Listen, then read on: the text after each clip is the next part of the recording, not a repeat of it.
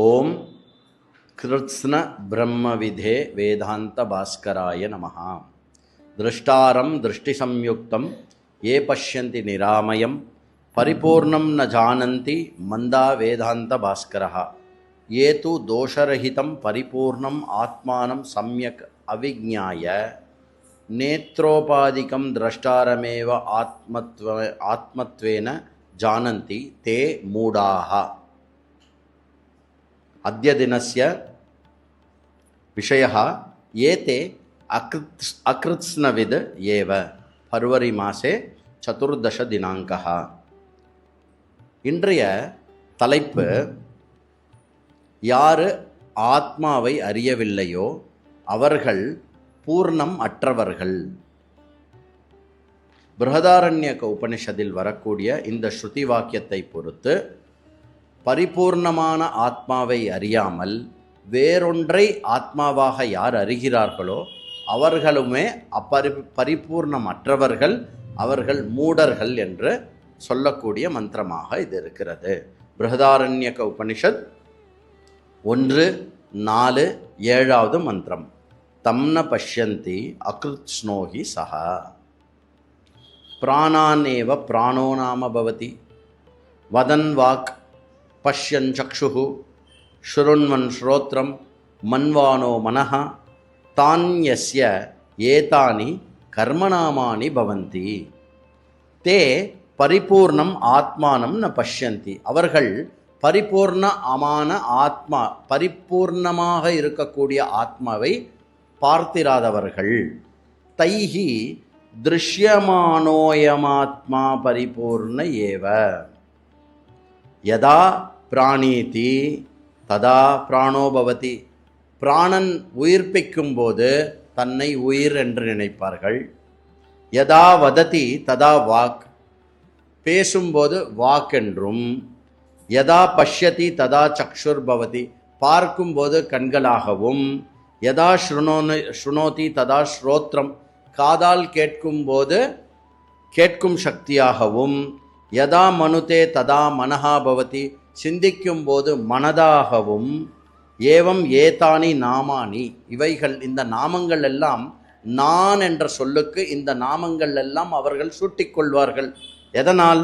தத்தத் கிரியா ஜாதானி கர்மநாமானி பவந்தி. அந்தந்த கிரியைகள் ஏற்படுவதை வைத்து அந்த கிரியையை பொறுத்து நான் என்ற சொல்லுக்கு வாக்கென்றும் மனமென்றும் பிராணம் என்றும் பெயர் சூட்டிக்கொள்வார்கள். ஆத்மனஹா வித்யமானம் நைஜம் ஸ்வரூபம் அந்யத். ஆத்மா அனைத்தினுடைய இருப்பாக இருக்கக்கூடியது, வேறு ஒன்றாகவும் அது திகழாது. ஆத்மா வேறு எதுவாகவும் தெரிய முடியாது. அஜ்ஞானிபிகி நியாயமானம் ஸ்வரூபமேவ அந்யத். அஜ்ஞானிகள் எப்பொழுதும் ஆத்மாவை அந்நியமாக கருதுவார்கள். அந்த ஆத்மா, இது ஆத்மா, அது ஆத்மா என்று சொல்லுவார்கள்.